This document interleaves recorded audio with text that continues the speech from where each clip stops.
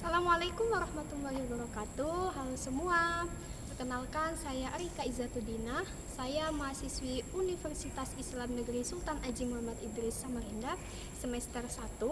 Saya dari Fakultas Tarbiyah dan Ilmu Keguruan, program studi Pendidikan Agama Islam. Oke, di video kali ini saya akan sedikit memaparkan materi tentang pengaruh pelayanan dan fasilitas kepada anak berkebutuhan khusus.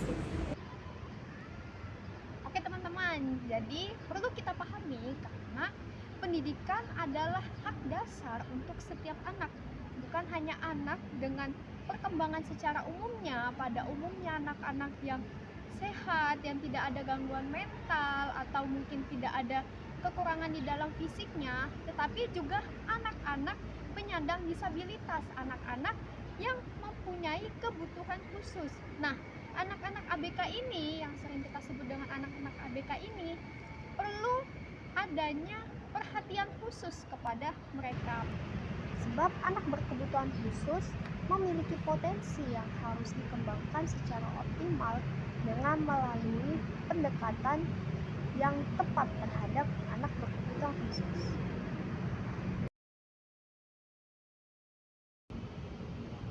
Pendidikan inklusif merupakan bagian dari reformasi pendidikan yang menekankan pada penghapusan diskriminasi terhadap anak serta meningkatkan pada kesetaraan hak dan keadilan anak serta meningkatkan mutu di dalam pendidikan terhadap anak-anak.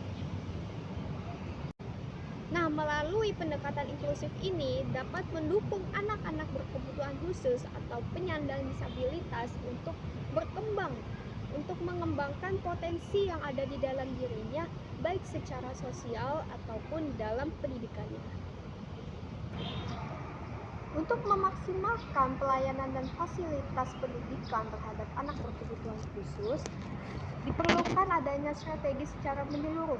Nah, fasilitas yang bisa kita berikan ini bisa melalui dengan peningkatan kapasitas guru melalui pelatihan reguler tentang pendidikan inklusif ini. Nah, guru akan menjadi wadah bagi anak. Guru yang akan menjadi pelopor utama setelah orang tua. Fasilitas yang kedua yang bisa kita berikan terhadap anak-anak berkebutuhan khusus di dalam pendidikan inklusif ini yaitu alat bantu, seperti alat bantu terhadap anak penyandang tunarungu. Selanjutnya, fasilitas yang bisa diberikan terhadap anak-anak berkebutuhan khusus yaitu pemerintah perlu memperkuat adanya kebijakan dan memastikan pendanaan yang berkelanjutan agar fasilitas ini tersedia dan merata, tidak hanya di kota-kota besar, tetapi juga di kota-kota terpencil agar pendidikan inklusif ini bisa terus berlanjut, bisa terus berkembang.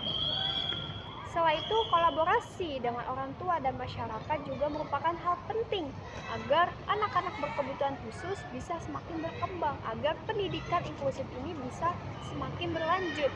Perlu adanya perkuatan untuk menciptakan lingkungan sosial yang mendukung dan bebas stigma serta memberikan kesempatan yang adil bagi anak-anak berkebutuhan khusus untuk berkembang secara atau berkembang sesuai dengan potensi mereka. Jadi tidak ada lagi hambatan terhadap anak-anak berkebutuhan khusus untuk mengembangkan potensi yang ada di dalam dirinya. Guru dapat menjadi jembatan utama kepada anak berkebutuhan khusus untuk menyalurkan, untuk mengembangkan potensi yang ada di dalam dirinya.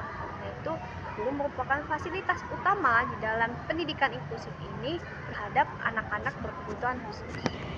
Serta kolaborasi antara orang tua dengan masyarakat merupakan hal yang penting untuk memperkuat dan menciptakan lingkungan yang sosial dan mendukung untuk anak-anak berkebutuhan khusus serta bebas stigma dan memberikan kesempatan yang adil bagi anak-anak berkebutuhan khusus atau penyandang disabilitas agar dapat berkembang sesuai dengan potensi mereka. Dan tidak ada lagi anak-anak berkebutuhan khusus yang tidak bisa mengembangkan potensinya, yang tidak bisa mengejar mimpinya, yang tidak bisa melahirkan prestasi yang ada di dalam dirinya. Jadi anak-anak berkebutuhan khusus bisa bersaing di dunia luar dengan meningkatkan potensi yang ada di dalam dirinya. integritas kurikulum juga merupakan hal yang penting terhadap pendidikan inklusif ini. Nah, jadi kolaborasi lintas profesi, yaitu dari guru, peran orang tua, pemanfaatan teknologi, hingga kebijakan publik berkelanjutan merupakan hal-hal yang penting di dalam pendekatan pendidikan inklusif ini. Pendidikan inklusif dapat menjadi sarana nyata untuk memberikan kesempatan belajar terhadap anak-anak berkebutuhan khusus untuk mengejar kesempatan belajar yang setara dalam memperdayakan anak berkebutuhan khusus atau penyandang disabilitas, agar mereka dapat berkembang secara atau sesuai dengan potensi yang ada di dalam diri mereka.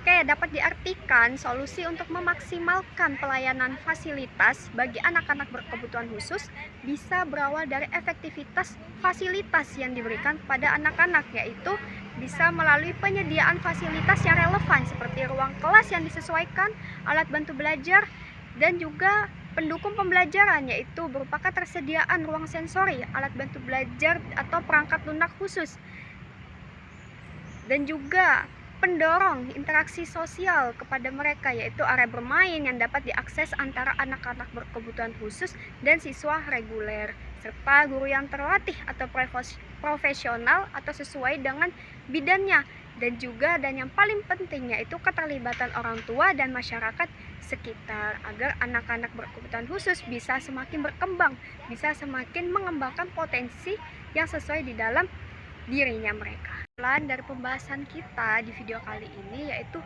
permasalahan anak berkebutuhan khusus dalam pendidikan meliputi akses dan kurangnya fasilitas yang memadai terhadap mereka, kurangnya kompetensi guru dalam mengajarkan anak berkebutuhan khusus, serta minimnya kurikulum yang disesuaikan, serta kesulitannya siswa di dalam memahami materi yang diberikan dari guru, serta kesulitan mereka juga di dalam menghafal karena adanya perbedaan karakteristik mereka.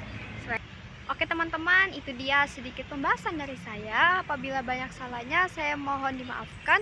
Saya pamit undur diri. Wassalamualaikum warahmatullahi wabarakatuh.